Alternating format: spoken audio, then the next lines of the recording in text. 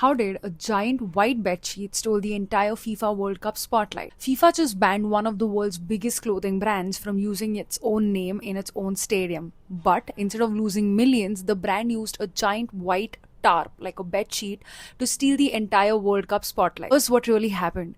FIFA has a brutal clean stadium policy. If you aren't a multi-million dollar official sponsor like Coca-Cola or Adidas, your brand gets completely erased.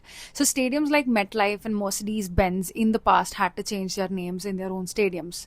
But what did Levi's do? Since they didn't pay FIFA's massive sponsorship fee, they were legally ordered to hide their giant iconic red logo on their own stadium. See, they followed the rule, but they simply flipped the game. I think that's what most smart brands do. So instead of removing the sign, they wrapped it in a massive white tarp. It could look like a bedsheet, but they had custom cut it to match the exact outline of their iconic Batwing silhouette. So the name Levi's did disappear, but the shape, it was impossible to miss. It was exactly like this.